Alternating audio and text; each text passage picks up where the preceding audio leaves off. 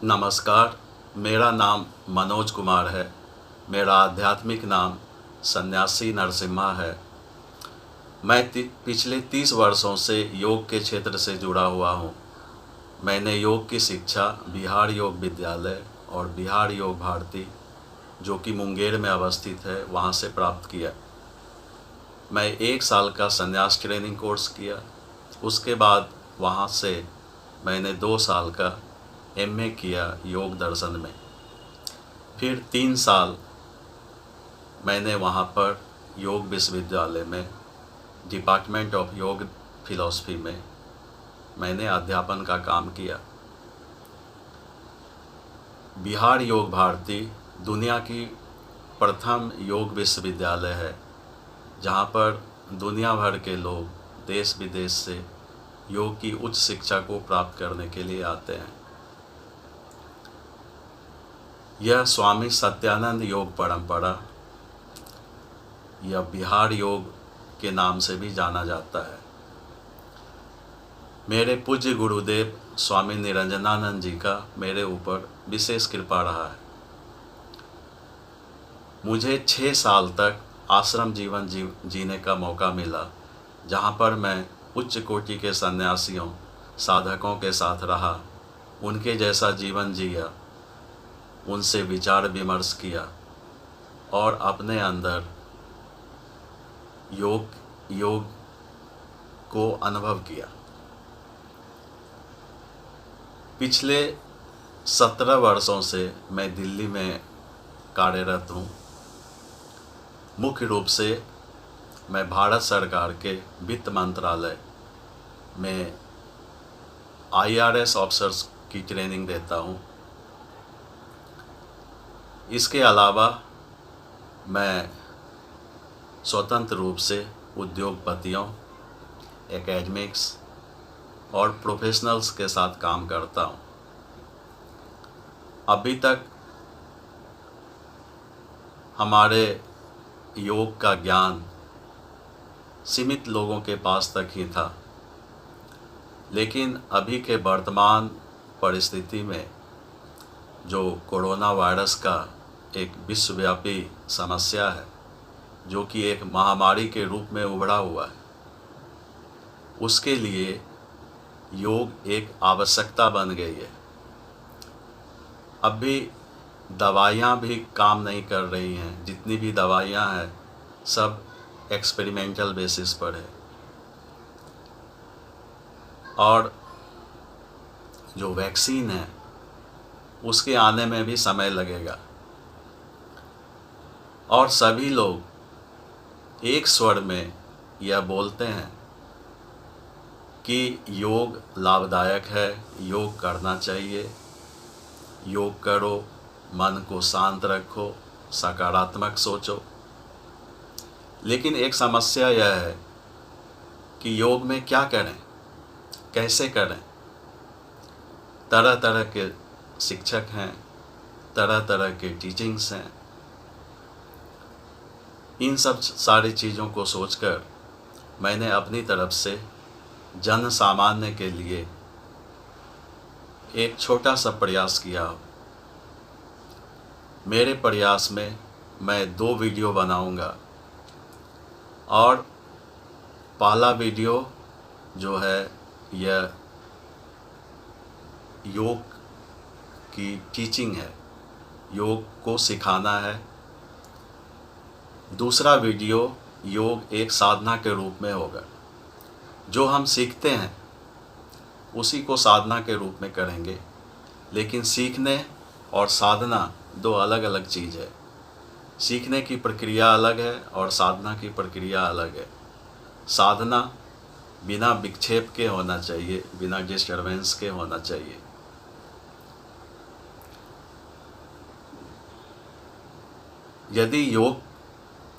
यदि corona virus का कोई इलाज नहीं है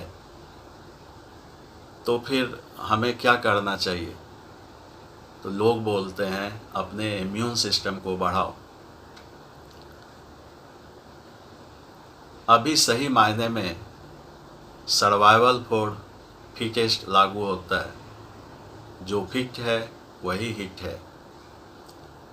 जो मजबूत है वही जिंदा बचेगा। और दूसरी कहावत जो हेल्थ इज़ वेल्थ है, वह भी लागू होता है। अभी के माहौल में धनवान वही है जो स्वस्थ है, या धन का अर्जन अपने स्वास्थ्य के वर्धन से संबंधित है। भगवान ने हमें एक अवसर दिया है कि हम अपने खान पान, रहन सहन आदि को ठीक करें, आत्मचिंतन करें, अपने अंदर झांक कर देखें और सारी चीज़ों को व्यवस्थित करें। यह सत्य है कि पूरी दुनिया में धन हानि हुई है, लेकिन यदि अपने जीवन में कोई योग को उतारता है तो उसका जीवन धन्य हो जाता है। धनवान होने की चिंता नहीं करनी है, अंदर से खुशहाल होना ज़्यादा ज़रूरी है, स्वस्थ रहना ज़्यादा ज़रूरी है।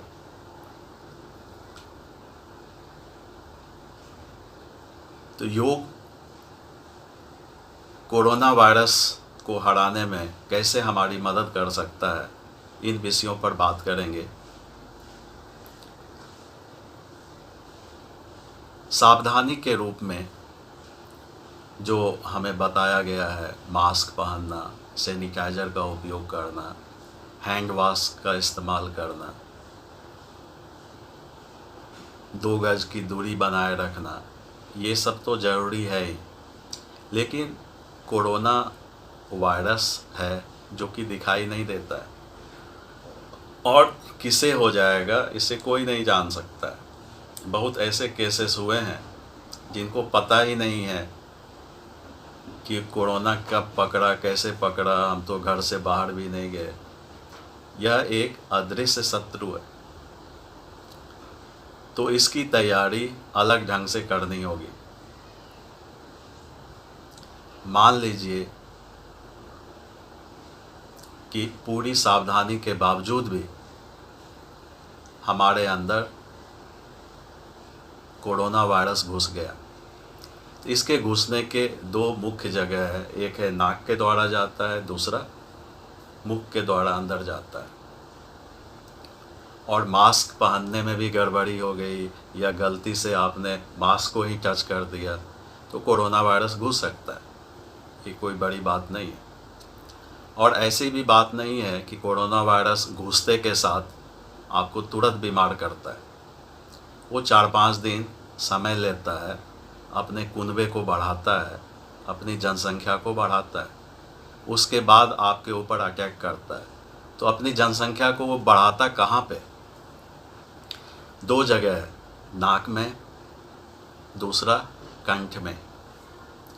वहाँ पर जो म्यूकस मेम्ब्रेन है, जो झिल्ली है, या कंठ में भी जो अंदर के जो परत हैं, वहाँ पर जाके वो चिपक कर बैठ जाता है और धीरे धीरे मल्टीप्लाई होके अपनी संख्या को बढ़ाता है। और तो हम योग के स्तर पर क्या कर सकते हैं? पहली बात तो यह है कि हम नाक में जो जमा है वायरस, उसे निकाल दें। उसे निकालने के लिए योग में एक पद्धति है जिसको बोलते हैं, ये हठ योग की एक क्रिया है जिसे बोलते हैं नेति क्रिया।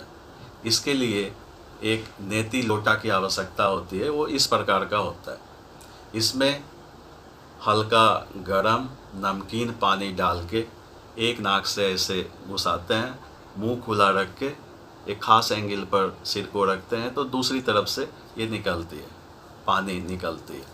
फिर कुछ देर बाद इसी प्रक्रिया को दूसरी तरफ से भी करते हैं।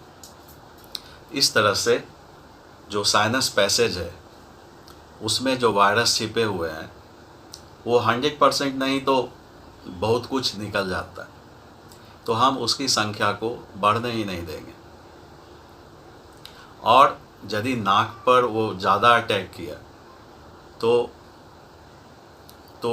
कोरोना वायरस से संक्रमित होने का एक लक्षण यह भी है कि आपके गंध चले जाते हैं, आपके गंध में परिवर्तन आता है, आपके गंध की सेंसिटिविटी वो कमज़ोर हो जाती है।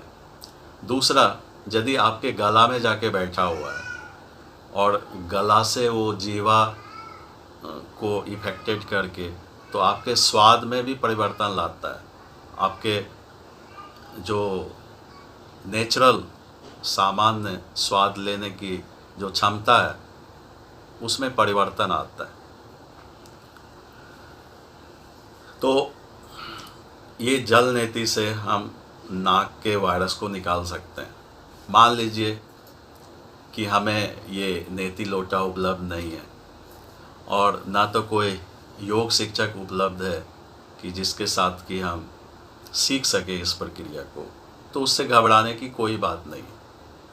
आयुर्वेद का एक दूसरी पद्धति है कि नाक में सरसों का तेल या बादाम का तेल या शुद्ध देसी गाय का घी इसमें डालें।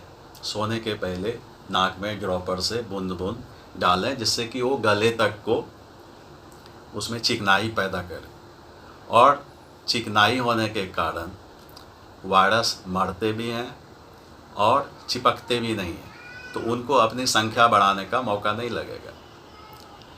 दूसरी बात कि मान लीजिए कि नाक से वो गले में आके बैठ गया, तो अब गले से उसे भगाने के लिए क्या उपाय करना चाहिए? तो गले से भगाने के लिए सिंपल उपाय है जिसको कि गार्गल बोलते हैं, गरारे करने। इसमें हल्का गर्म पानी में थोड़ा नमक डालिए, थोड़ा हल्दी का पाउडर डालिए और गरारे कीजिए और कुछ देर बाद उसे फेंकिए।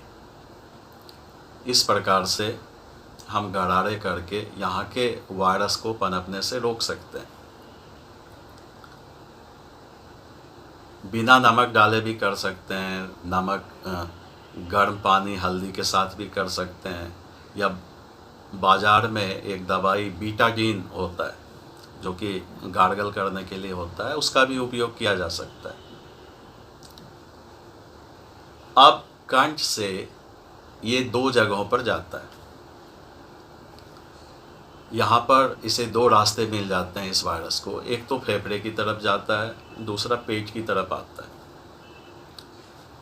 अब मान लीजिए जो पेट की तरफ गया तो पेट में हमारे पाचक रस या डाइजेस्टिव जूसेस जो कि एसिडिक होते हैं, जो पित्त होता है, उसमें वायरस को मारने की क्षमता होती है। तो प्रायः वो वायरस पेट में मारे जाते हैं। इन केस सपोज वो नहीं मारे गए तो योग की एक पद्धति है जिसे कुंजल क्रिया बोलते हैं। कुंजल क्रिया में आप हल्का गुनगुना पानी में हल्का नमक डाल के आप मैक्सिमम पीजिए, इतना पीजिए कि आपको उल्टी करने का मन हो। उसके बाद जब उल्टी आए तो आप बेसिन के आगे या कहीं पर भी खुले जगहों में खड़े होके कमर से ऐसे आगे की ओर झुकिए, जिह्वा को बाहर निकालिए और ये दो उंगली को मुंह में आगे पीछे कीजिए और जिह्वा को दबाए रखिए। आपको उल्टी आएगी और आपके पेट से नमकीन पानी, आपके कफ, पित्त, जो कुछ भी अवशेष हैं और कोरोना वायरस, वो सब बाहर निकल जाएंगे। इस प्रक्रिया के साथ चेस्ट में भी रिलैक्सेशन होता है।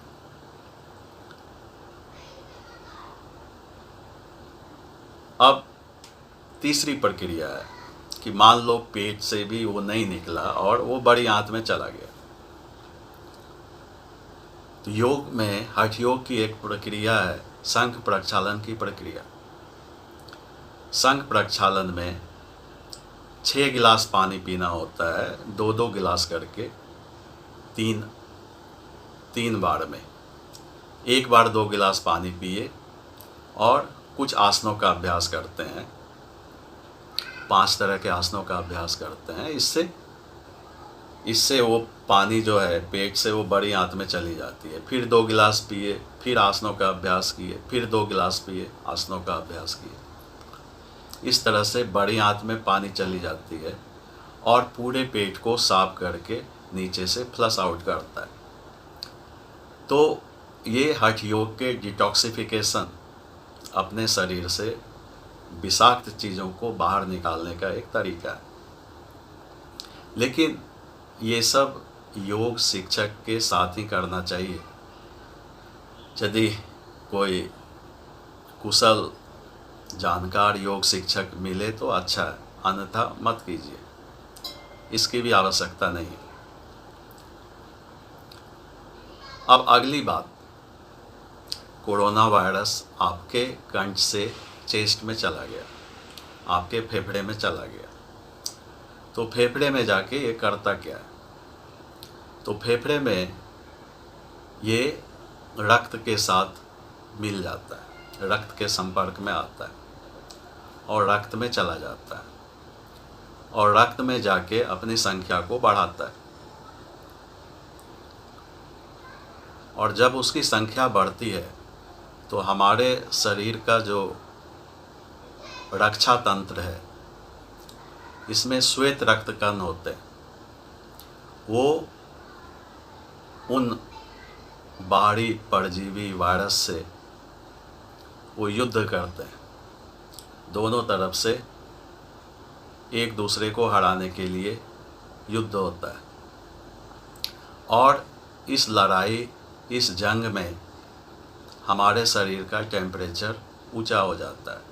कोरोना वायरस में एक और लक्षण है कि यदि आप इससे संक्रमित हो गए हैं तो आपके शरीर का टेम्परेचर 100 डिग्री से ऊपर चला जाता है और जल्दी नीचे नहीं जाता है। तो यहाँ पर प्रतिरोधी क्षमता में या तो आपका शरीर कोरोना को हरा देता है या तो कोरोना जीत जाता है। कोरोना जब भारी पड़ने लगता है आपके शरीर के ऊपर, तो आपके शरीर में, आपके रक्त में ऑक्सीजन का लेवल कमने लगता है।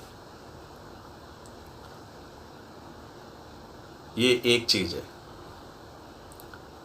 दूसरी चीज़ ये है कि आपके जो फेफड़े हैं उसके फैलने और संकुचन की जो प्रक्रिया है उसमें वो बाधा उत्पन्न करता है। आपके फेफड़े हार्ड होने लगते हैं, उनके इलास्टिसिटी कमने लगता है। तो हम योग के द्वारा, प्राणायाम के द्वारा यदि हम अपने फेफड़े के इलास्टिसिटी को पहले से ही बढ़ा लें तो कोरोना के हमला होने के बावजूद भी वो उससे हारेगा नहीं, अपनी क्षमता को बरकरार रखेगा। दूसरी बात, ब्लड में जो ऑक्सीजन की कमी हो गई है, तो उस ऑक्सीजन की कमी को पूरा करने के लिए अस्पताल में ऑक्सीजन सिलेंडर से ऑक्सीजन देते हैं। अभी तक में ज्ञात रूप से सिर्फ 2 ही इलाज होते हैं। एक तो हॉस्पिटल में ऑक्सीजन देते हैं, दूसरा यदि आपके अंदर शरीर में टेम्परेचर ज़्यादा हो गया, तापमान ज़्यादा हो गया, तो पैरासीटामोल की टैबलेट देते हैं, और तीसरा इलाज के नाम पर कुछ भी नहीं। और इलाज के नाम पर जो दवाइयाँ भी हैं सारे एक्सपेरिमेंटल बेसिस पर हैं और उन सारी दवाइयों के साइड इफ़ेक्ट्स भी देखे गए हैं। इसलिए अच्छा है कि बिना दवाई के जो लोग स्वस्थ हो पाते हैं तो वो स्वस्थ होके निकल जाते हैं, या जिनके शरीर की प्रतिरोधी क्षमता अधिक है वो कोरोना को हरा के वापस लौटते हैं। तो हम 2 चीज़ करेंगे। एक तो हम अपने फेफड़े के इलास्टिसिटी को कायम रखने के लिए प्राणायाम का अभ्यास करेंगे। दूसरा चीज़, अपने शरीर में अपने रक्त में ऑक्सीजन के लेवल को मेंटेन रखने के लिए भी प्राणायाम का अभ्यास करेंगे। मेरा व्यक्तिगत रूप से अनुभव रहा है कि एक बार मैंने अपने एक योग के स्टूडेंट के साथ मैंने एक एक्सपेरिमेंट किया।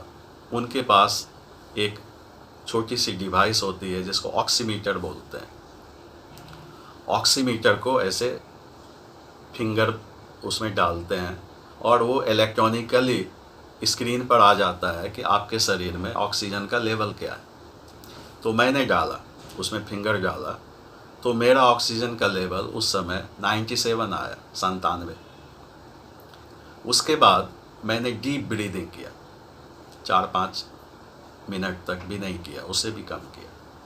कुछ देर तक मैंने डीप ब्रीदिंग किया, उसके बाद मैंने नापा ऑक्सीजन के लेवल को, तो वो 100 के अबाउट था।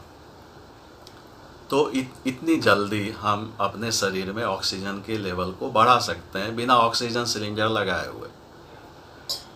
पहली बात तो यह है कि हमें कोरोना वायरस होने का इंतज़ार नहीं करना है कि इंतज़ार कर रहे हैं कि मुझे नहीं हुआ तो हम तो बहुत अच्छे हैं, हो जाएगा तब योग करेंगे।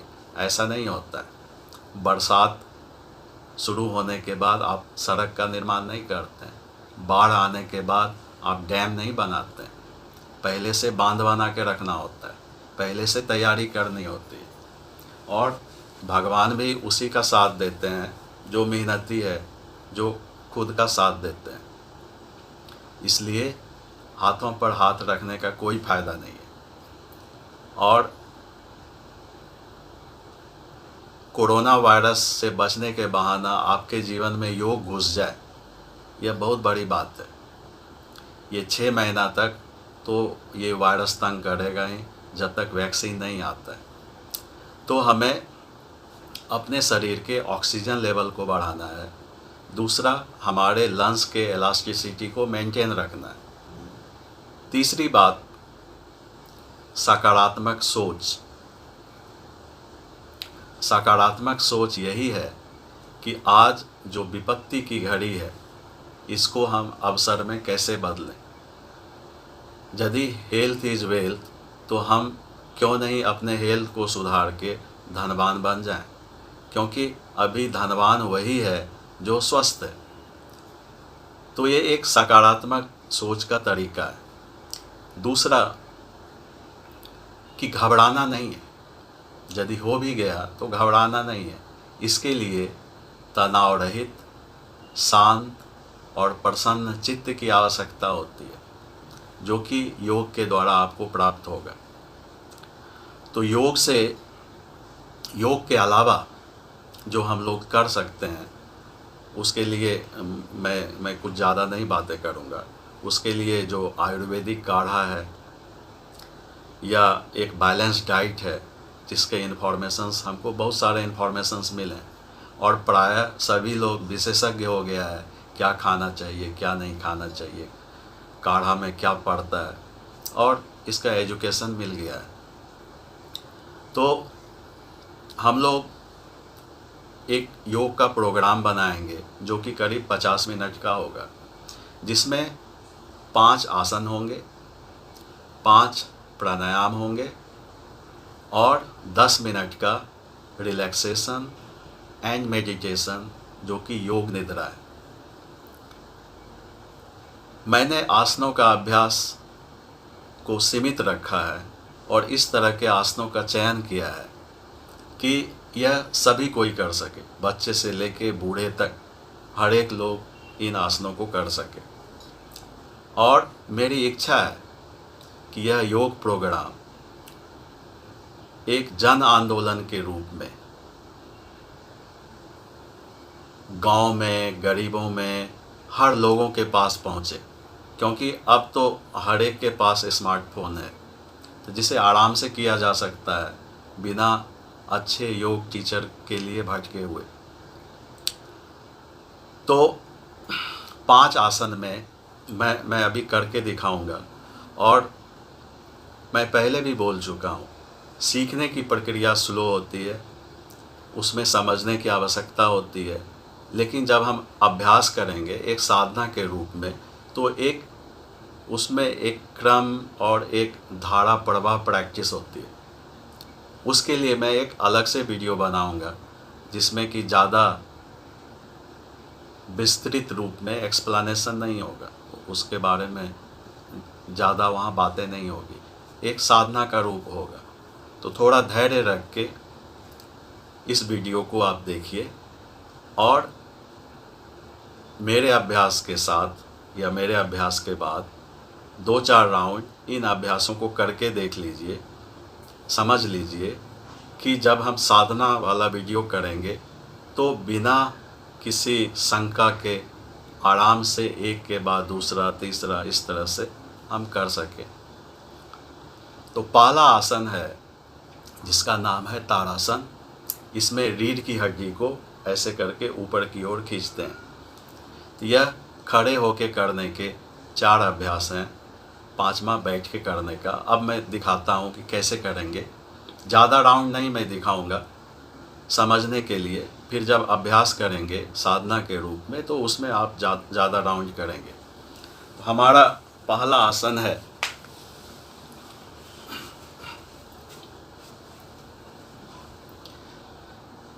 ताड़ासन। इसमें पैरों के बीच थोड़ी सी दूरी, दोनों हाथों की अंगुलियों को फंसाएंगे और दोनों हाथों को सिर के ऊपर रखेंगे और किसी स्थिर बिंदु को देखना है, आंखों को खुला रखना है। सिर के ऊंचाई के किसी खास बिंदु, स्थिर बिंदु पर अपने ध्यान को केंद्रित रखिए, आंखों को खुली रखना है। श्वास लेते हुए पंजे के ऊपर खड़ा होंगे और केहनियों को सीधी करनी है। श्वास छोड़ते हुए ऐसे नीचे, इस प्रकार श्वास लेते हुए ऊपर और श्वास छोड़ते हुए नीचे। इसका नाम है ताड़ासन। ये ताड़ के पेड़ की तरह लंबा होना है। जब हम ऊपर की ओर जाते हैं, श्वास लेते हुए जब हम ऊपर की ओर जाते हैं तो पेट को अंदर की ओर और ऊपर की ओर खींचना है और श्वास छोड़ते हुए नीचे आना है। जब आप ऊपर की ओर फाइनल पोजीशन में जाते हैं तो वहाँ 3 सेकंड तक रुकना है, श्वास अंदर रोक के। श्वास अंदर और 3 सेकंड तक रुके, पेट अंदर ऊपर की ओर खींचे हुए और श्वास छोड़ते हुए नीचे। इस प्रकार से इस अभ्यास को 5 से 10 बार करेंगे। दूसरा अभ्यास है तिर्यक ताड़ासन, मतलब ताड़ का पेड़ तिरछा होगा, टेढ़ा होगा। इसमें पैरों के बीच कंधे से ज़्यादा दूरी, दोनों हाथों की अंगुलियों को फंसाए और केहनियों को सीधा रखते हुए हथेलियां ऊपर की ओर। यह स्टार्टिंग पोजीशन है। यहाँ पर श्वास अंदर लिए और श्वास छोड़ते हुए इसे बाईं दिशा में ऐसे करके झुकिए। श्वास लेते हुए बीच में आइए, श्वास छोड़ते हुए दाईं दिशा में झुकिए। श्वास लेते हुए बीच में। दोनों तरफ करने के बाद यह 1 राउंड का अभ्यास हुआ। इस तरह से आगे के राउंड्स करेंगे। श्वास छोड़ते हुए, फिर श्वास लेते हुए, फिर श्वास छोड़ते हुए, श्वास लेते हुए। इस तरह से 5 से 10 राउंड इसका अभ्यास करेंगे। और इसमें ध्यान रखना है कि यह साइड बेंड करने का आसन है। ये सामने झुकने का नहीं है, सिर्फ साइड मुड़ना है ऐसे, फिर दूसरी तरफ। इस चीज़ का ध्यान रखना है। हमारा तीसरा अभ्यास है, इसका नाम है कटी चक्रासन। कमर से चक्र की भांति घूमना, ट्विस्ट करना, कमर से घूमना। ये स्पाइनल ट्विस्टिंग आसन ग्रुप में आता है। इसमें पैरों के बीच थोड़ी सी दूरी, मतलब कंधे से कम दूरी, दोनों हाथों को जमीन में फैलाना है।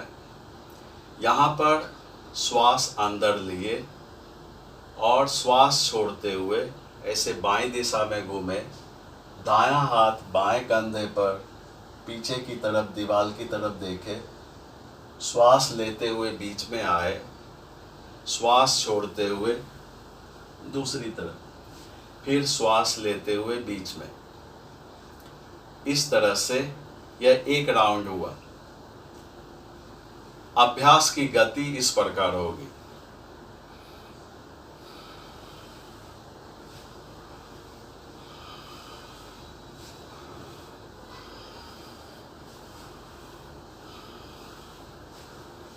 इस तरह से करीब 10 राउंड इसका अभ्यास करेंगे।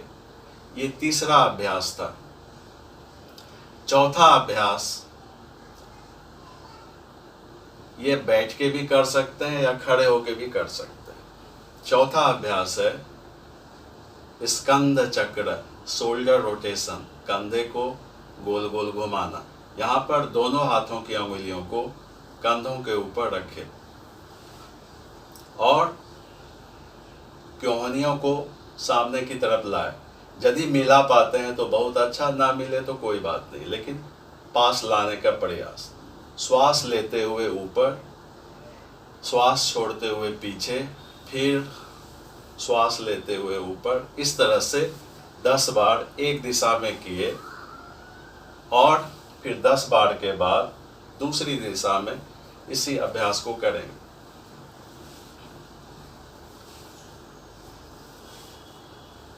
ये स्कंद चक्र, ये शोल्डर रोटेशन है।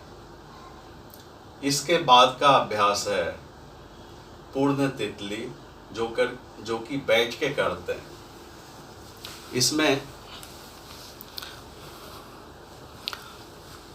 इसमें आप बैठिए और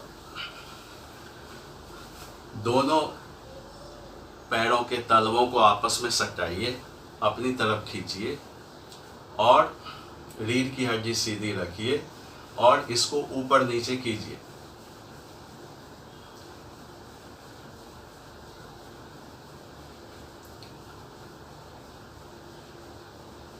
तीस से 40 बार इसको कर सकते हैं। तो हमारा आसनों का यही अभ्यास था।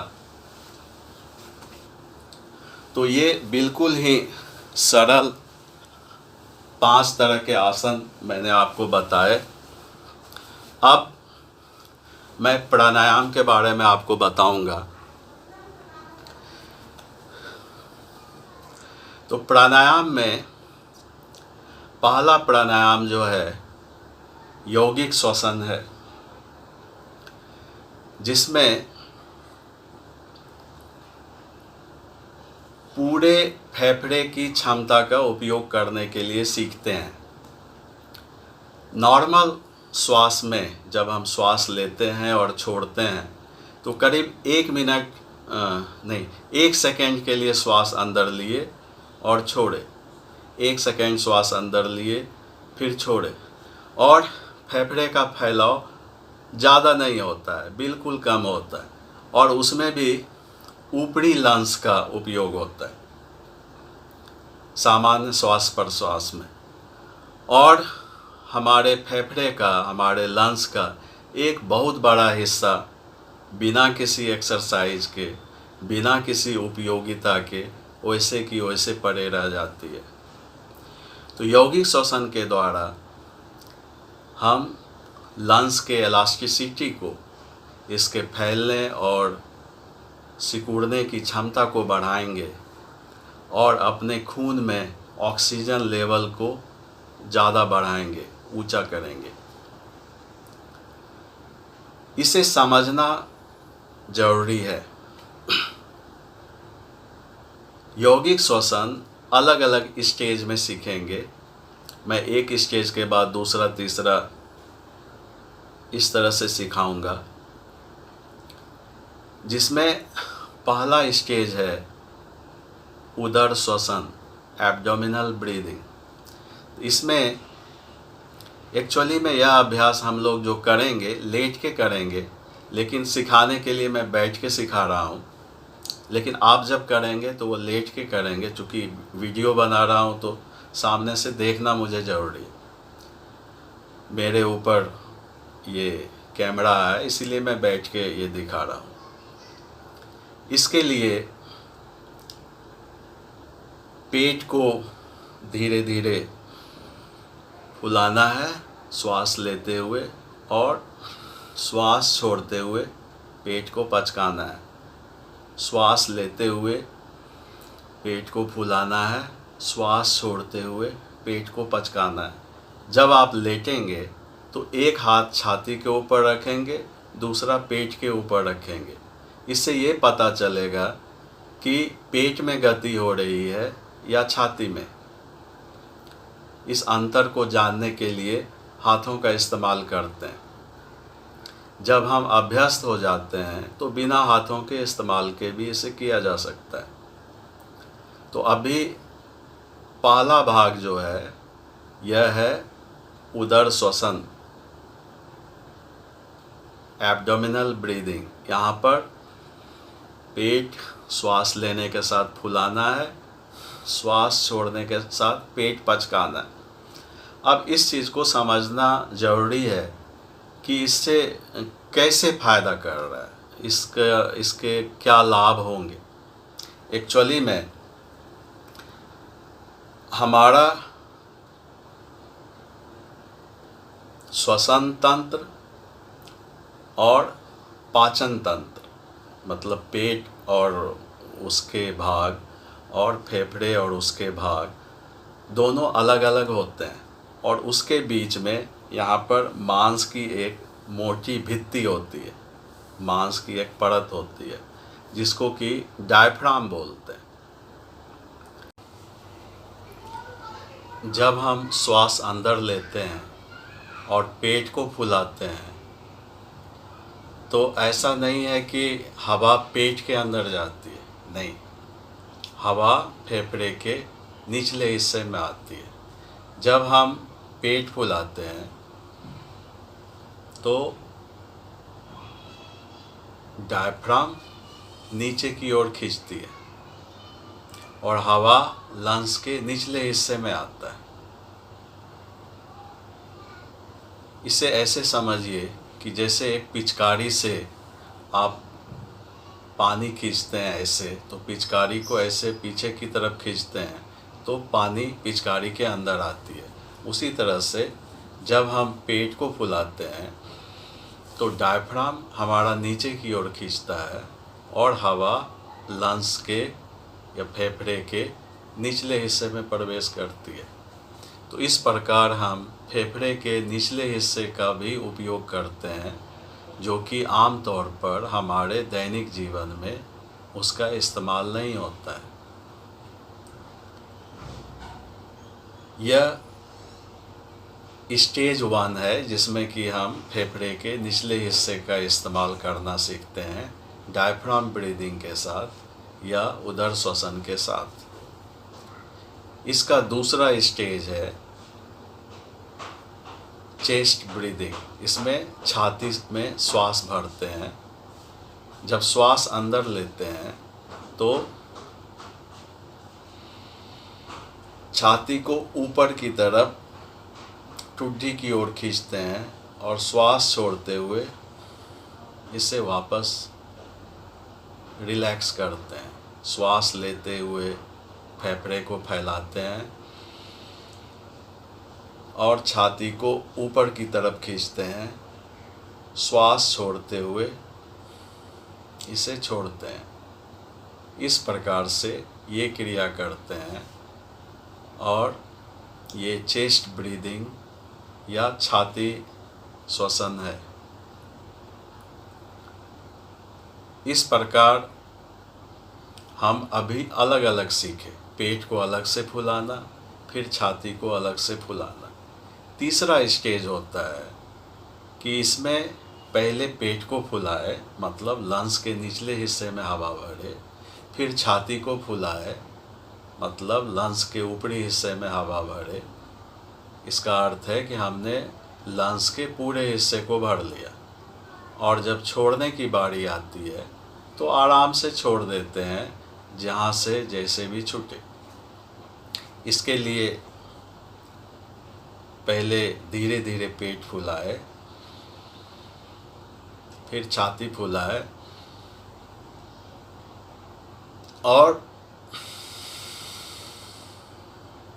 आराम से छोड़ दिए। इस तरह से हम इस स्टेज का अभ्यास करते हैं। कुछ दिनों तक ये स्टेज का अभ्यास पूरा होने के बाद हम इससे अगले स्टेप का अभ्यास करते हैं, जिसमें छोड़ने में पहले छाती से छोड़ते हैं, फिर पेट से छोड़ते हैं। इसके लिए पहले लेने की क्रिया है। धीरे धीरे पेट फुलाएंगे, फिर छाती फुलाएंगे, फिर छाती से छोड़ेंगे, फिर पेट से छोड़ेंगे। एक बार देखिए।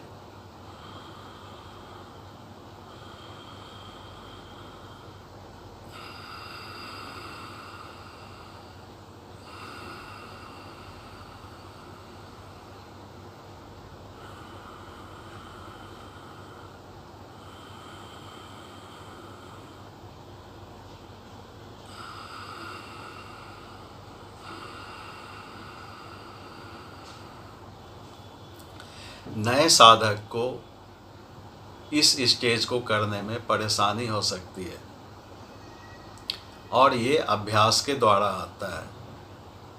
इसके लिए एक टेक्निक है जो मैं आपको बताता हूँ। श्वास अंदर लेकर पेट फुलाए, फिर छाती फुलाए, मतलब हम पूरे फेफड़े को भर लिए हवा से। छोड़ने के पहले श्वास अंदर रोक के पेट को बाहर की तरफ ढकेलेंगे और पेट को बाहर की तरफ रोके रहेंगे और धीरे धीरे छाती से हवा को निकालेंगे, फिर पेट से निकालेंगे। ये एक टेक्निक है जिसमें लेते हैं पेट में, फिर छाती में। छोड़ने के पहले श्वास को अंदर रोककर पेट को बाहर की तरफ धकेलते हैं और उसे बाहर की तरफ रोक के रखते हैं पेट को, और धीरे धीरे छाती को छोड़ते हैं, फिर पेट को छोड़ते हैं। यह अभ्यास के बाद होता है।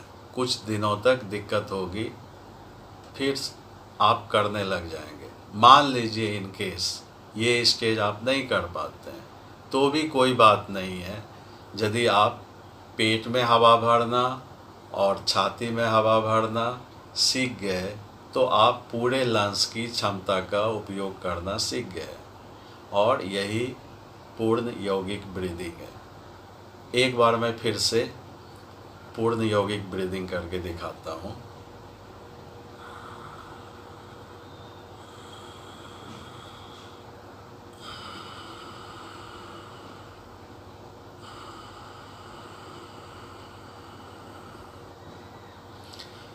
यही है पूर्ण यौगिक ब्रीदिंग,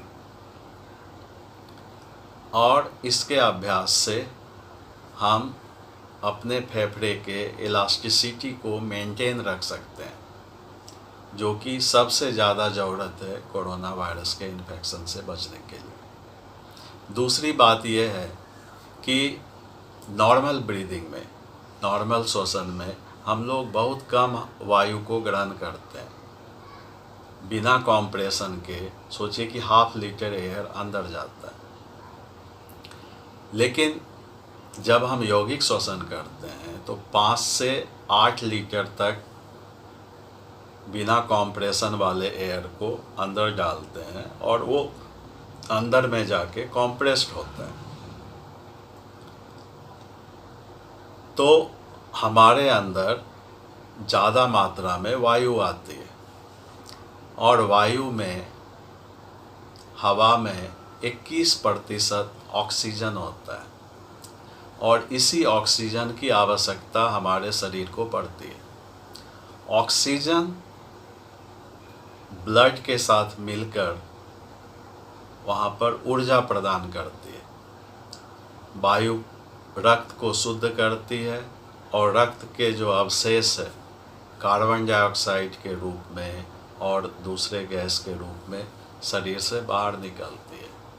इस प्रकार से हमारे रक्त का शुद्धिकरण होता है, रक्त में ऑक्सीजन की मात्रा बढ़ती है, हमारा रोग प्रतिरोधक क्षमता का विकास होता है और लंबी गहरी श्वास लेना हम सीख जाते हैं। लंबी गहरी श्वास लेना और छोड़ने का आयु से भी संबंध है। प्रकृति में यदि आप ध्यान दें, जो जीव लंबी और गहरी श्वास लेते हैं उनकी आयु लंबी होती है। जैसे हाथी है, अजगर है, व्हेल है, कछुआ है। कछुआ के बारे में तो ज़रूर जानते होंगे कि एक बार वो सतह पर आके श्वास लेके बहुत देर तक अंदर में चला जाता है, श्वास रोक के अंदर रहता है और फिर बाहर आके श्वास लेता है, फिर डुबकी मारता है बहुत देर के लिए। और कछुए के बारे में हम लोग जानते हैं कि वो दीर्घायु होता है, 300 साल तक वो उनकी आयु होती है। तो एक मान्यता है कि भगवान ने हमें फिक्स श्वास के साथ भेजा है। जो जीव जल्दी जल्दी अपने श्वास को ख़त्म कर देंगे उनका टिकट जल्दी कटेगा, जो धीरे धीरे लेंगे वो लंबे समय तक चलेंगे। तो लंबे समय तक चलने का कारण यही है कि ऑक्सीजन ज़्यादा मात्रा में ब्लड को मिलता है, जिससे स्वास्थ्य अच्छा रहता है, शरीर की प्रतिरोधी क्षमता बनी रहती है, जिससे आयु लंबी होती है। प्रकृति में जो जीव जल्दी जल्दी श्वास लेते हैं, छोड़ते हैं, वो जल्दी मरते हैं। जैसे कि खरगोश, चूहा, गिलहरी, वो सब, कुत्ता, उसके श्वास जल्दी जल्दी चलते हैं तो वो जल्दी बूढ़े भी होते हैं, जल्दी बड़े होते हैं, जल्दी बूढ़े होते हैं। तो यह भी एक प्रक्रिया है। दूसरी चीज़ एक और भी है लंबी गहरी श्वास के साथ, कि यह मानसिक अवस्था को भी बदलती है। लंबी गहरी श्वास लेने से आपके अंदर मानसिक शांति, आत्मबल, ये सारा आता है। आपने महसूस किया होगा कि जब आप क्रोध में होते हैं, जब आप लोभ में होते हैं, जब आप घृणा में होते हैं, तो आपकी श्वास तेज चलती है। लेकिन जब आप शांत होते हैं, रिलैक्स्ड होते हैं, तो आपकी श्वास धीरे धीरे चलती है और लंबी और गहरी होती है। तो मानसिक अवस्था को हम बदल नहीं सकते हैं सोचकर, लेकिन यदि हम श्वास की गति को बदल दें तो श्वास की गति के कारण मानसिक अवस्था भी बदल जाती है।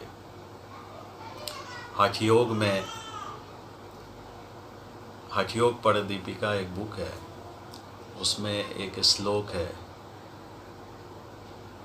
चलह वाते चलह चित्तम निश्चले निश्चलम भवेत्। मतलब जब आपके अंदर प्राण वायु चंचल होती है तो आपके चित्त भी चंचल होते हैं, और आपके अंदर यदि प्राण वायु एक धारा प्रवाह और अस्थिर से शांत होके चलती है तो आपका मन भी शांत होता है।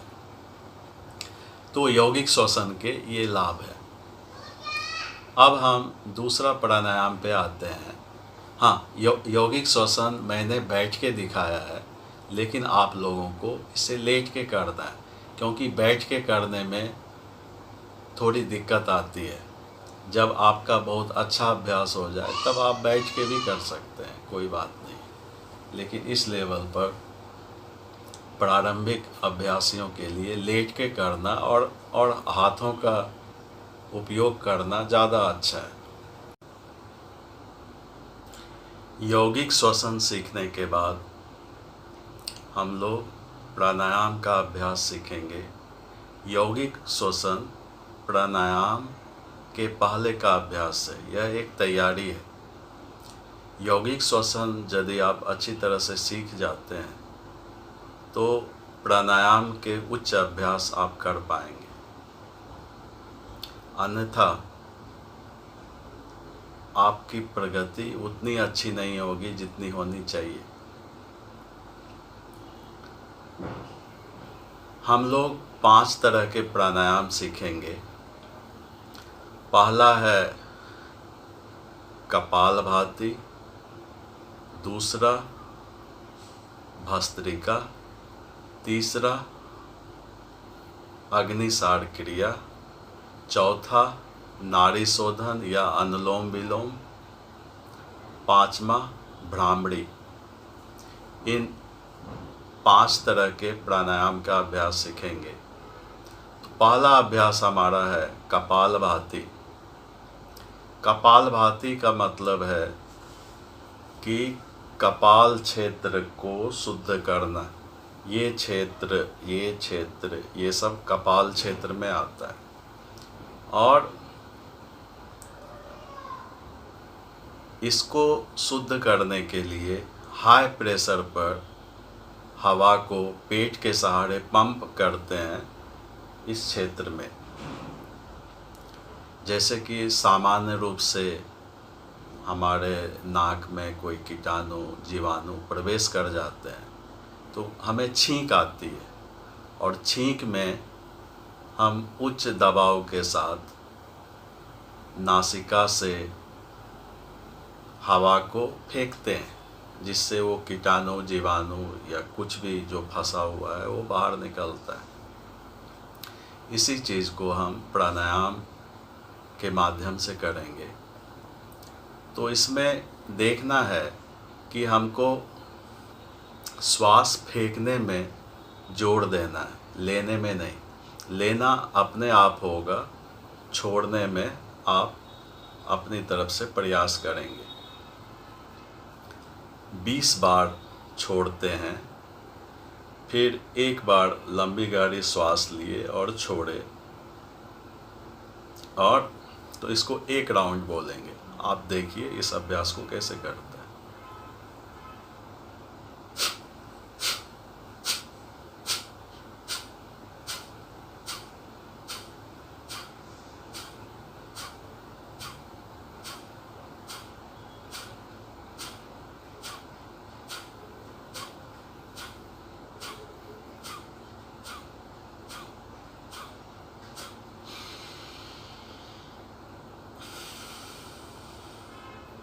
इस तरह से फिर दूसरा राउंड करते हैं। 20 बार किए, फिर एक बार श्वास अंदर लिए छोड़े। यह इस क्रिया को सामान्य श्वास के साथ शुरू करते हैं।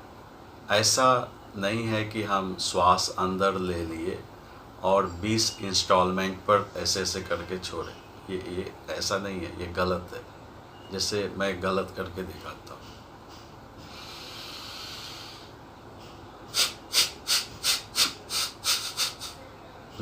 ये गलत है। प्रत्येक बार श्वास छोड़ेंगे, लेना अपने आप होगा, छोड़ेंगे, लेना अपने आप होगा, छोड़ेंगे, लेना अपने आप होगा। यह कपालभाति प्राणायाम है। इसे आँखों को बंद करके करते हैं। जब 5 राउंड पूरा होता है तो आप आँखों को बंद रखिए और बंद आँखों के आगे अंधकार का जो क्षेत्र है उसके प्रति सजग बनिए। वहाँ पर आप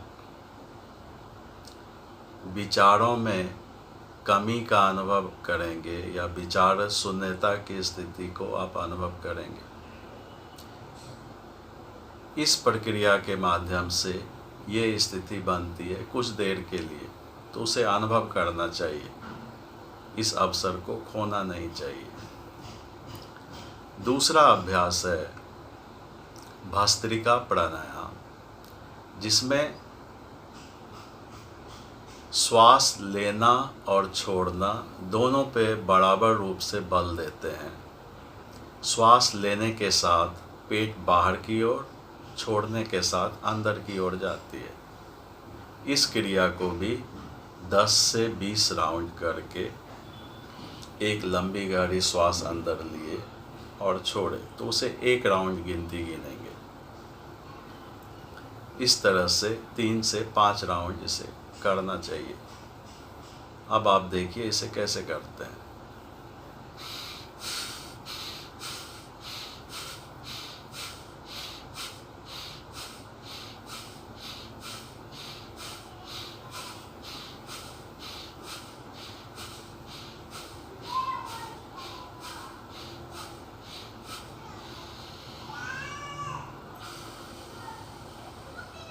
यह 1 राउंड का अभ्यास हुआ। इस तरह से आप और राउंड कर सकते हैं।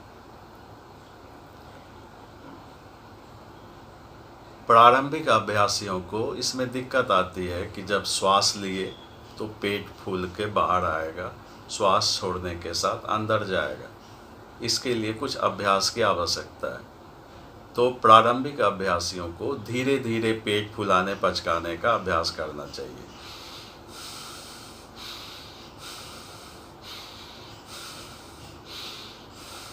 जब शरीर और मन का तालमेल ठीक से बैठ जाए तब स्पीड बढ़ा सकते हैं और आसानी से हो सकती है। अब भी हम लोग सीख रहे हैं, अभ्यास के साथ साथ निपुणता आती है। यह दूसरा अभ्यास है जिसको भस्त्रिका प्राणायाम बोलते हैं। तीसरा अभ्यास है अग्निसार क्रिया। इसमें श्वास को बाहर छोड़ते हैं और श्वास को बाहर रोक के, जब तक श्वास बाहर रोके हुए हैं, पेट को आगे पीछे तेज गति से जितनी बार कर सकते हैं करते हैं। फिर श्वास अंदर लेके छोड़ते हैं, फिर से श्वास बाहर छोड़ते हैं, श्वास बाहर रोककर पेट को आगे पीछे करते हैं। इस तरह से 5 राउंड इस अभ्यास को प्रैक्टिस में करना चाहिए। तो अभी मैं दिखाता हूँ इसे कैसे करते हैं।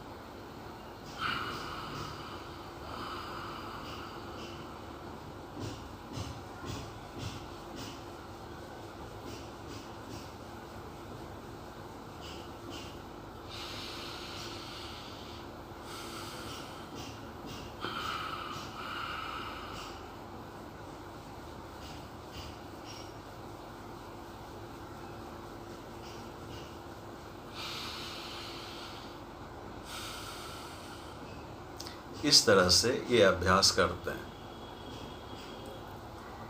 इसे बोलते हैं अग्निसार क्रिया। हमारे तीनों अभ्यास कपालभाति, जिसमें छोड़ने पे बल देते थे, दूसरा भस्त्रिका, जिसमें लेना और छोड़ना बराबर था, तीसरा अग्निसार क्रिया, जिसमें श्वास बाहर रोककर पेट को आगे पीछे किए।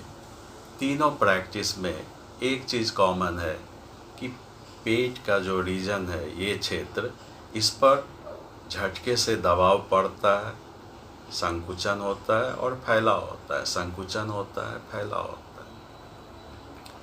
आसनों के अभ्यास से हम मसल्स को खींचते हैं, अलग अलग पार्ट को खींचते हैं, लेकिन हमारे अंदर जो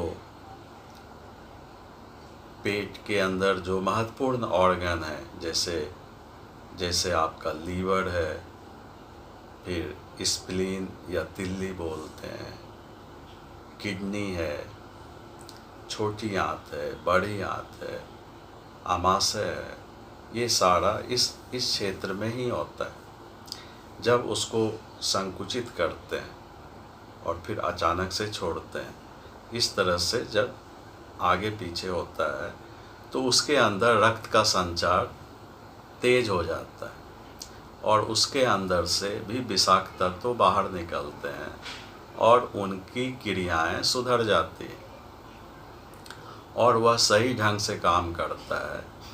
तो आपके प्रतिरोधी क्षमता, आपका इम्यून सिस्टम मजबूत होता है। इसीलिए मैंने अपने अभ्यास में इन सारे प्रैक्टिसेस को डाला है। अब कुछ एक्सट्रीम कंडीशन होते हैं जिसमें कि मान लीजिए किसी का दवाई खाने के बाद भी ब्लड प्रेशर हाई रहता है या ज़्यादा हाई रहता है, तो उन्हें कम राउंड करना चाहिए। या जिसके पेट में घाव है, अल्सर है, उसको नहीं करना चाहिए। तो इस अभ्यास के बदले दूसरा अभ्यास ज़्यादा कर लो, जैसे अनुलोम विलोम, भ्रामरी, यौगिक श्वसन, ये सब ज़्यादा कर सकते हैं। लेकिन एक नॉर्मल व्यक्ति के लिए ये सारे अभ्यास बहुत ही अच्छे अभ्यास है। तो 3 प्राणायाम के बाद हम चौथा प्राणायाम पे आते हैं। हमारा चौथा प्राणायाम है नाड़ी शोधन प्राणायाम। नाड़ी शोधन, इसको अनुलोम विलोम भी बोलते हैं। अनुलोम का मतलब है एक से लो, दूसरे से छोड़ो, फिर जिससे छोड़ो उससे लो, फिर दूसरे से छोड़ो। तो इसको अनुलोम विलोम भी बोलते हैं, लेकिन शास्त्रों में इसका नाम नाड़ी शोधन प्राणायाम है। नाड़ी शोधन का मतलब है नाड़ियों की शुद्धिकरण। और योग शास्त्र की मान्यता के अनुसार हमारे शरीर में 72,000 प्राणिक चैनल्स हैं, प्राण की नाड़ियां हैं, जिससे प्राण का प्रवाह होता है।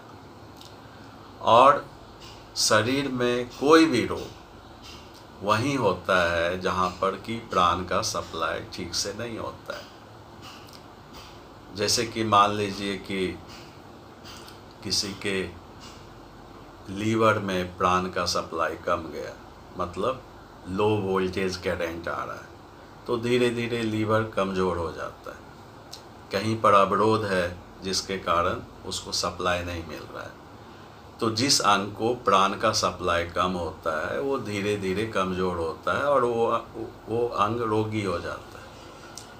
यदि हमारे शरीर के प्राणिक कंडक्टर्स, हमारे शरीर में जो प्राणिक नाड़ियाँ हैं, वो सारे खुले हुए हो, शुद्ध हो, उसमें प्राण का प्रवाह सही होता रहे, तो हमारे सारे रोग खत्म हो जाते हैं।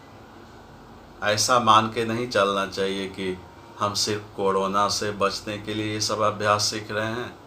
कोरोना वायरस गया, वैक्सीन आ गया, तो योगा को जय राम जी की कर दो, ऐसा नहीं होना चाहिए।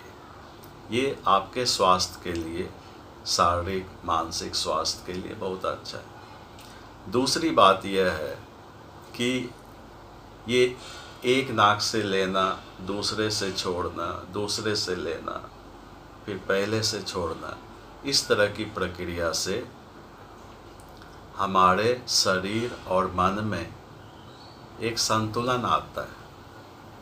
हमारे बहुत सारे शारीरिक, मानसिक, भावनात्मक समस्याएं खत्म हो जाती हैं। आजकल बहुत लोग इससे ग्रसित हैं। इससे अच्छी नींद आती है, आपके चेहरे पर एक शांति आएगी, आपके मन में एक शांति का अनुभव होगा, एकाग्रता का विकास होता है। बहुत सारी बातें हैं, उतना डिटेल में समझाऊंगा तो ये वीडियो और भी बहुत लंबा हो जाएगा। तो संक्षेप में यही है कि नाड़ी शोधन से इम्यून सिस्टम मजबूत होता है, मन और भावना, शरीर में संतुलन स्थापित होता है, और यह अभ्यास बिना किसी अपवाद के सभी के लिए उपयोगी है। इसके लिए जो सबसे अच्छा तरीका है वो बताता हूँ। इसके लिए एक मुद्रा का उपयोग होता है जिसको नासाग्र मुद्रा बोलते हैं, जिसमें ये बीच वाली और बगल वाली उंगलियों को यहाँ पर भ्रूमध्य में रखते हैं, और ये 2 उंगली ये अनामिका और अंगूठे, ये दोनों को नाक बंद करने और खोलने में चिमटी के जैसे इस्तेमाल करते हैं। और इसको ऐसे रखें, अंगूठे से दाएं नासिका छिद्र को बंद किए और बाएं से श्वास अंदर लिए, फिर बाएं को बंद किए, दाहिने को खोल के उससे श्वास बाहर छोड़े।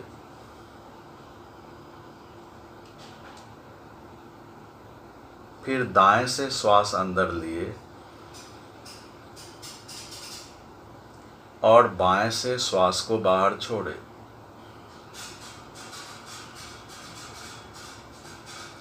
फिर बाएं से श्वास अंदर लिए। इस प्रकार से एक नाक से श्वास लेते हैं और दूसरे से छोड़ते हैं। जिससे छोड़ते हैं उसी से लेना है, सिर्फ इस चीज़ को याद रखना है। बाएं नाक से शुरू करते हैं, दाहिने से छोड़े, फिर जिससे छोड़ते हैं उसी से लेना है, बस इसे याद रखना है। और यह प्राणायाम बिल्कुल ही शांत और स्थिर होकर करना चाहिए और इसमें श्वास की लंबाई, लेने की लंबाई और छोड़ने की लंबाई बराबर होनी चाहिए। इसका अनुपात है 1:1, मतलब जितना देर लेने में लगेगा उतना देर छोड़ने में लगना चाहिए। इसके लिए आप मानसिक रूप से गिनती कर सकते हैं, 1, 2, 3, 4, 5 लेने में, फिर छोड़ने में 1, 2, 3, 4, 5। इस प्रकार से आप अपने श्वास की लंबाई के अनुसार गिनती को बढ़ा सकते हैं या घटा सकते हैं। दूसरी बात यह है कि नाक से कोई आवाज़ नहीं आनी चाहिए यदि आपका नाक खुला हुआ है। यदि बंद है, किसी प्रकार का अवरोध है, हड्डी बढ़ी हुई है या कोई और बात है तो वह अलग बात है, लेकिन अभ्यास के क्रम में नाक से कोई आवाज़ नहीं आनी चाहिए। तीसरी बात है कि रीढ़ की हड्डी सीधी और सिर सीधा रखना चाहिए, ऐसे करके नहीं। ये सही तरीका नहीं है इसको करने का, कि सिर को हिला रहे हैं और श्वास के साथ गर्दन ऊपर नीचे कर रहे हैं और आवाज़ कर रहे हैं फूं फूं, ये सही तरीका नहीं है। तो इस तरह से इस अभ्यास को हम लोग 5 मिनट तक करेंगे। जब साधना के रूप में करेंगे तो 5 मिनट तक करेंगे। अभी तो मैं आपको सिखा रहा हूँ, समझा रहा हूँ कि साधना करने के क्रम में आपको किसी तरह की परेशानी ना हो। और एक बात और, इसमें हर हमेशा दाएं हाथ का इस्तेमाल करना है। मान लीजिए 5 मिनट करने में आपका हाथ थक रहा है तो आप दूसरे हाथ से इसको सपोर्ट कीजिए। मान लीजिए आपको ऐसे करके इस मुद्रा में दिक्कत हो रही है तो चलो आपको इतना छूट देता हूँ कि आप ऐसे करके एक नाक बंद कीजिए, फिर खोलिए, दूसरे से लीजिए, ऐसे करके भी इस्तेमाल कर सकते हैं। लेकिन जो शास्त्र के अनुसार सबसे अच्छा तरीका है, नासाग्र मुद्रा में इसका अभ्यास करना चाहिए। इसका कारण है, इससे प्राण की ऊर्जा निकलती है और यहाँ पर भ्रूमध्य में आज्ञा चक्र होता है, जिसको कि तीसरा नेत्र भी बोलते हैं, और ये मेन प्राण का सेंटर होता है और ये प्रभावित होता है, ये एक्टिवेट होता है, ये सक्रिय होता है, जिससे प्राणायाम के ज़्यादा लाभ मिलते हैं। इसके बाद हम लोग अगला प्राणायाम करेंगे, उसका नाम है भ्रामरी प्राणायाम।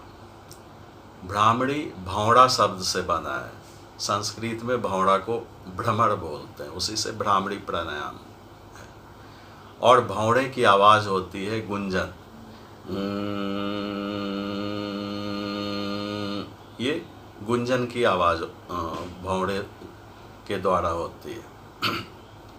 एक्चुअली में होता क्या है कि हमारा ब्रेन जो है एक खोपड़ी के अंदर है, तो ये बहुत हार्ड होता है, और आप कितना भी आसन कर लो, कुछ कर लो, आप खोपड़ी के अंदर ज़्यादा प्रभावी ढंग से कुछ सक्रियता नहीं दे सकते।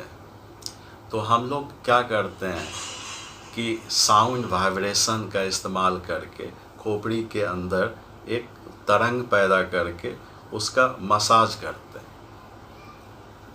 और ब्रेन में एक पार्ट होता है, hypothalamus part of the brain, तो उस पर ये बहुत अच्छा से काम करता है, और ये भावनात्मक संतुलन के लिए बहुत ही अच्छा है, आवश्यक है। और इस प्राणायाम के बाद मन बहुत जल्दी शांत हो जाता है, तो मानसिक शांति आती है। तो इसमें करना क्या है, ये 2 फिंगर्स को आप ये दोनों अंगुलियों को ऐसे कान में घुसा के इसको बंद करते हैं। ऐसे बंद करेंगे और श्वास अंदर लिए आँखों को बंद कर रखेंगे, जबड़े ढीले, और श्वास छोड़ते हुए भौंरे का आवाज़ निकालेंगे। फिर श्वास लेंगे, फिर दूसरा राउंड करेंगे। इस तरह से 5 से 7 राउंड इसका अभ्यास करना चाहिए। और अभ्यास की समाप्ति के बाद आप अंगुलियों को बाहर निकालेंगे और मस्तिष्क के अंदर अभ्यास का जो प्रभाव पड़ा उसके प्रति सजग बनेंगे, उसको अनुभव करेंगे। और जब आप अभ्यास कर रहे होंगे तो अभ्यास के दौरान भी मस्तिष्क के अंदर जो तरंग उत्पन्न हो रही है उसके प्रति भी सजग होना चाहिए। तो इसे मैं 2 राउंड करके दिखाता हूँ। एक चीज़ और, इसके टोन या पिच ना तो बहुत कम होना चाहिए, ना तो बहुत ज़्यादा होना चाहिए, मध्यम में होना चाहिए। जैसे कि मैं आपको करके दिखाता हूँ।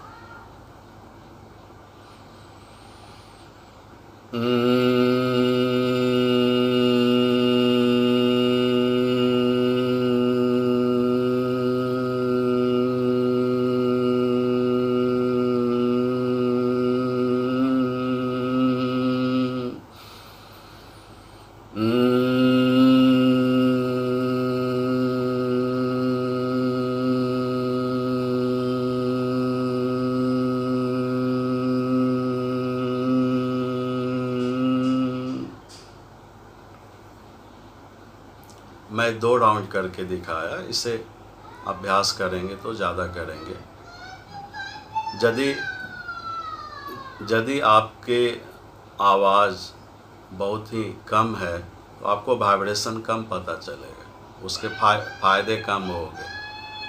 और यदि आपके आवाज़ बहुत ज़्यादा है, हाई पिच पे है, तो आपको वो फ़ायदा नहीं मिलेगा जो मिलना चाहिए। जैसे मान लीजिए हम हाई पिच करके दिखाते हैं,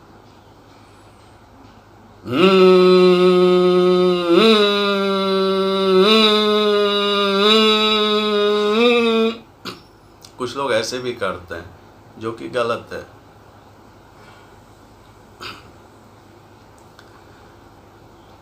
इसके बाद हमारा अगला प्रैक्टिस है योग निद्रा, जो कि एक रिलैक्सेशन और मेडिटेशन का प्रैक्टिस है।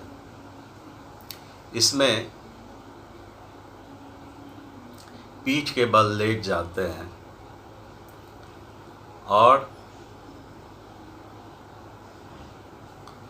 इसमें आप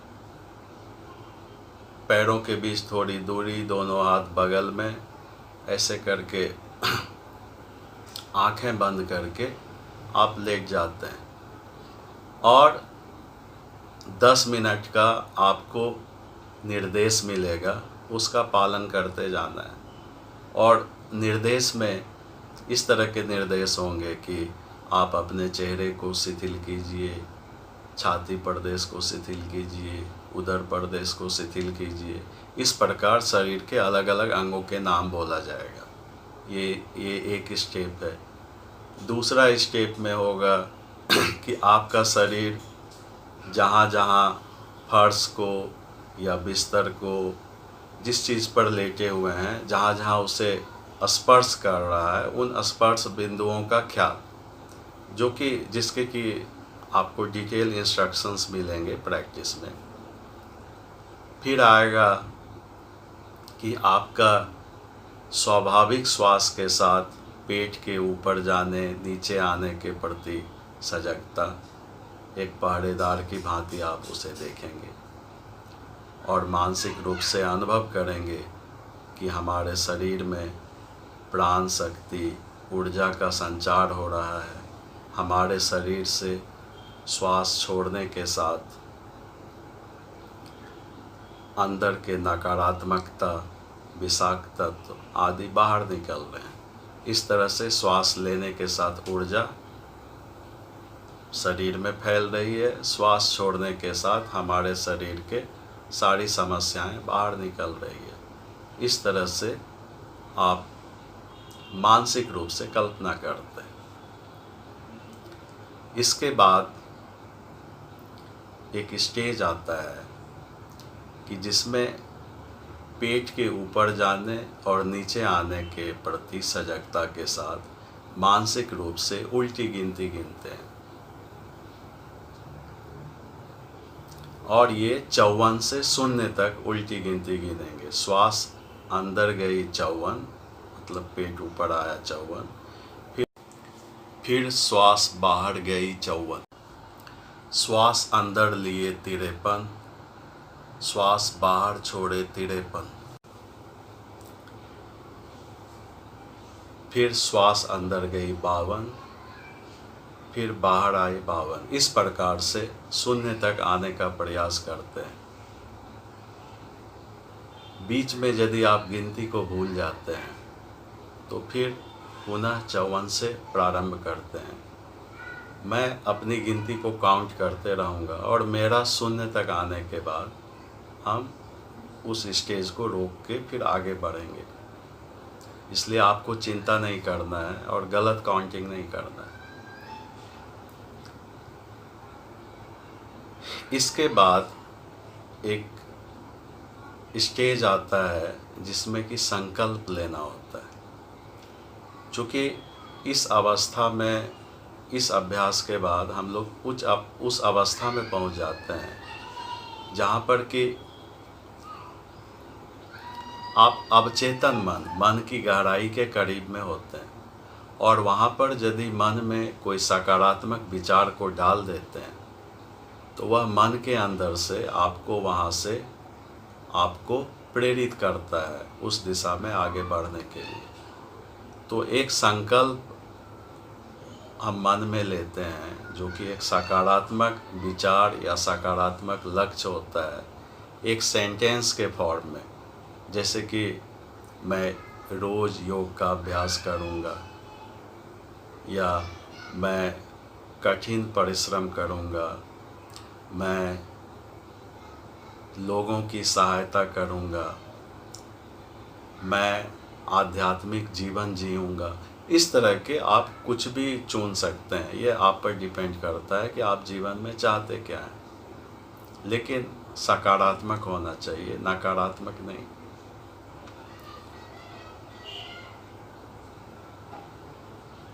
योग निद्रा के दरमियान में आपके मन में तरह तरह के विचार भी आएंगे। और योग निद्रा में ऐसा भी होगा कि आप मेरे विचारों से, मेरे निर्देशों से आपका संपर्क ख़त्म हो जाएगा, क्योंकि आप विचारों में खो जाएंगे। तो पहली बात तो यह है कि विचार या भावनाएं आती हैं तो उन्हें रोकना नहीं है, उन्हें आने दीजिए, जाने दीजिए। यदि आपका संपर्क टूट भी जाता है निर्देश से तो जहाँ से पुनः संपर्क प्रारंभ होता है वहाँ से आगे बढ़ जाइए। अंदर में कोई अपराध बोध नहीं करना चाहिए। दूसरी बात यह है कि हम सारे योग के अभ्यास के बाद और ये योग निद्रा में इतना ज़्यादा रिलैक्स हो जाते हैं कि स्वाभाविक रूप से नींद आने लगती है। तो बहुत लोग तो सो जाते हैं, सो गए फिर जग गए, सो गए जग गए, ये क्रम चलते रहता है। यदि आप सो जाते हैं तो उसमें भी अपराध बोध नहीं महसूस करना है, और जहाँ से जग गए फिर वहीं से आप निर्देशों का पालन करिए। यदि आपको नींद आ जाती है तो इसका मतलब है कि आपको नींद की आवश्यकता है। ये छोटे से अभ्यास से, ये 10 मिनट के अभ्यास से आपका शरीर और मन इतना ज़्यादा शिथिल हो जाता है कि जो कि आपको आधा घंटा नींद के बाद भी नहीं होता है, या आधा घंटा आप लेटे हुए हैं, 1 घंटा आराम कर रहे हैं, तो भी आप उस अवस्था को हासिल नहीं कर सकते हैं। तो इस तरह से हमारे जो योग के अभ्यास हैं, जिसमें 5 आसन हैं, फिर यौगिक श्वसन है, फिर 5 प्राणायाम है और योग निद्रा है, बस इतना सारा ही अभ्यास है और इसको करना है। इसको अपने दैनिक जीवन में स्थान देना है और साथ साथ में अपने नाक का ख्याल रखना है।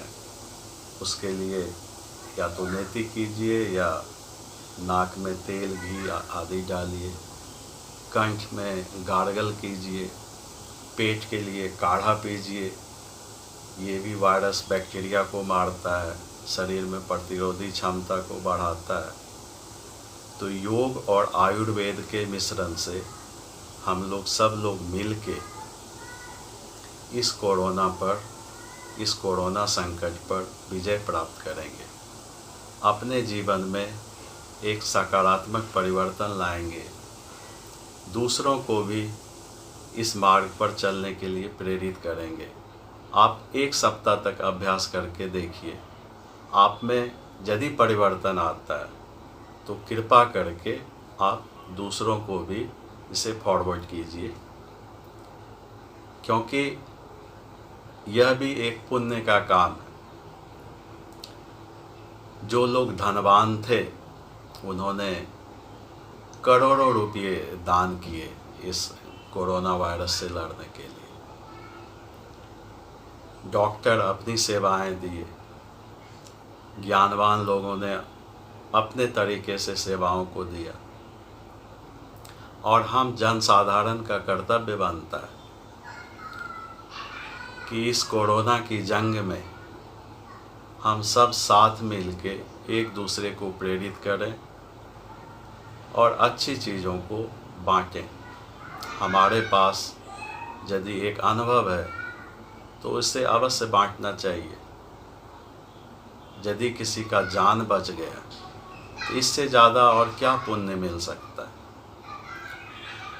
योग करने से आपका लोक और परलोक दोनों सुधरता है। योग दान सबसे बड़ा दान है, और हम आप लोगों से प्रार्थना करते हैं कि यह वीडियो आपको पसंद आया तो इसे शेयर कीजिए, लाइक कीजिए, सब्सक्राइब कीजिए, बांटिए, इसे एक जन आंदोलन बनाइए, लोगों के बीच में फैलाइए। इसके बाद मैं एक दूसरा वीडियो बनाऊंगा और उसको सोशल साइट पर अपलोड करूंगा, जो कि एक साधना के रूप में होगा, एक लय के रूप में करीब 50 मिनट का वीडियो होगा। उसमें आपको सीखने की ज़रूरत नहीं है, आप सीधा आप अभ्यास करेंगे और योग को अनुभव करेंगे। नमस्कार।